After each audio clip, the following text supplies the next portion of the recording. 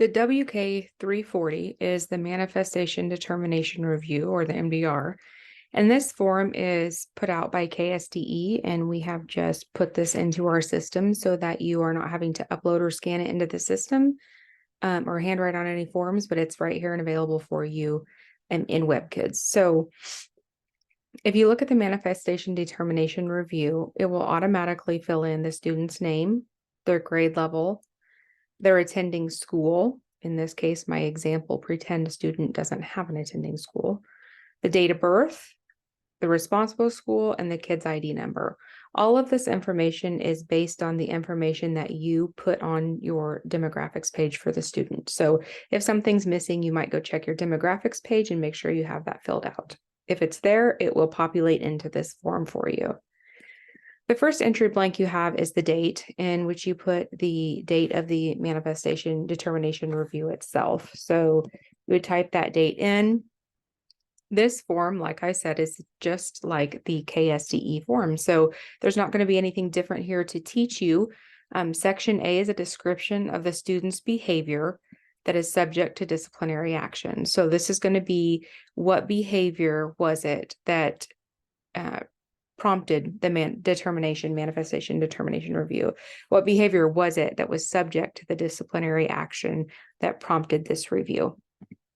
Okay, all of these boxes are RTE, which means Rich Text Editor, which improves the ability to copy and paste into here, as well as adding images, tables, or whatever the case is. So let's say you have a table of data to include in here, you'd be able to include that here.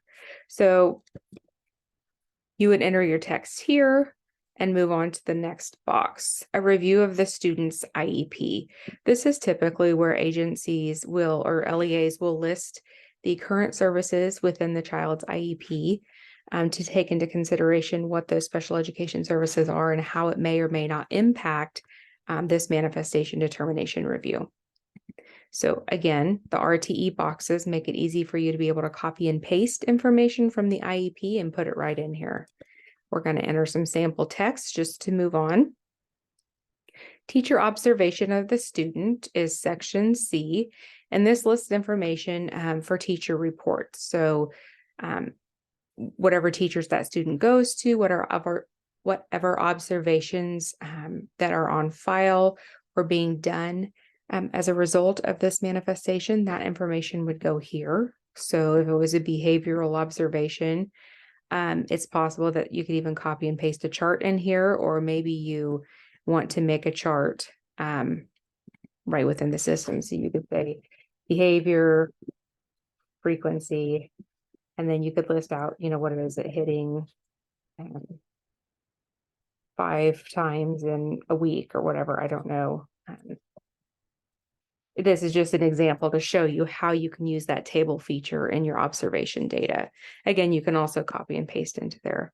Section D is relevant information provided by the parent, guardian, or the legal education decision maker in the case where the parent or guardian may not be the educational person. Maybe you have an ed advocate.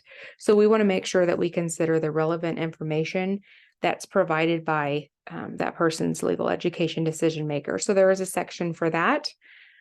Also, section E is anything else that might be relevant. So we've kept that open also as a text box for you to enter that information. On section 2 down here, just like the KSDE form, it asks about whether the conduct in question was caused by or have a direct and substantial relationship to the student's disability. So you're able to answer yes or no. You cannot choose both. If you don't want to choose one, or you made a mistake and you haven't made the decision yet and you want to go to the meeting, obviously blank, so we're not predetermining anything, you just click it again and that check will go away. Also, it asks, was the conduct in question a result of the school's failure to implement the IEP? That question is answered through that review as yes or no. Number 4 is the determination. It says the team, which also includes the parent or legal education decision maker, a school rep, and relevant members of that IEP team, looked at all relevant information, and here's what the determination was. So there are 2 options. It is a manifestation of the disability, or it is not. So those are your 2 options here. So when I come to is, they give you the 3 things to move forward. They're going to be returned to their placement, unless the school and the parent are agreeing to change that through the IEP process, or they're going to be assigned to an alternative educational setting because this was for a possession of a weapon or illegal drugs or the infliction of serious bodily injury on another person. Also, you can have more than one of these checked. Perhaps the team is going to conduct a functional behavioral assessment, unless there's already been one that's done, and it's going to implement a behavior intervention plan for the student.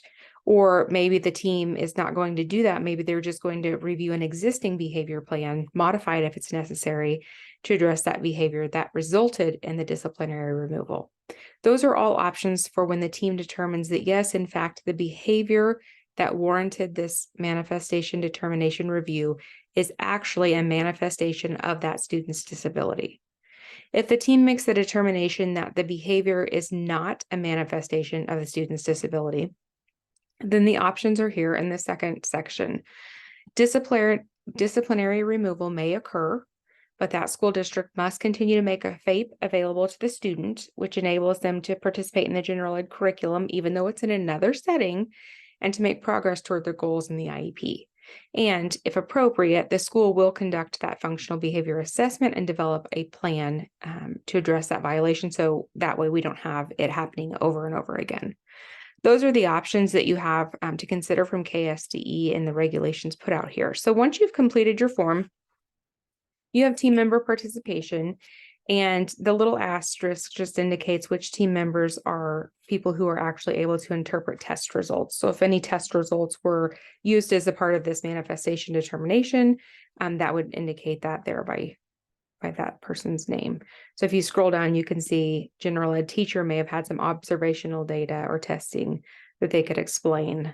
Same thing with the LEA, the special ed teacher, speech language pathologist, all of those people are able to do that. So you have electronic signatures. You may sign here and pass it around the room if everyone's present and in the room. So let's say this one is the student. Let's say the student is present and they could sign their name. Anything that has a trackpad or iPad or your phone. WebKids is a web-based system, so it will accept anything that you can sign on. So let's say the student participated in person on today's date. And when I get done with the signature, I want to make sure that I'm time stamping that. So I'm going to click save.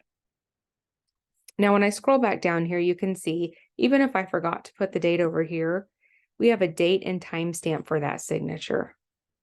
So then you pass it to the next person, or you send it through parent portal, or however you're doing your signatures, and you gather all of those signatures. Some people are very hesitant to use some of the WK forms because they say, hey, you know what? We're not doing electronic signatures yet, so I don't actually want this form. The nice thing about all of the WK forms and the signatures within them is that if you don't want to use them, just leave them blank.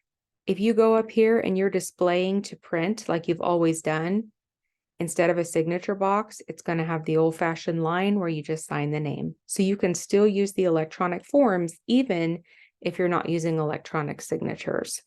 So at the bottom, one thing I forgot to mention, if you scroll far enough down, there is a place for dissenting opinion of team members. And so if you have any team members who dissent, or they're not in agreement with what the opinion of the team was, or the majority of the team, let's say they said this was a manifestation of the student's disability, and you have one person on the team who says adamantly, I disagree to this.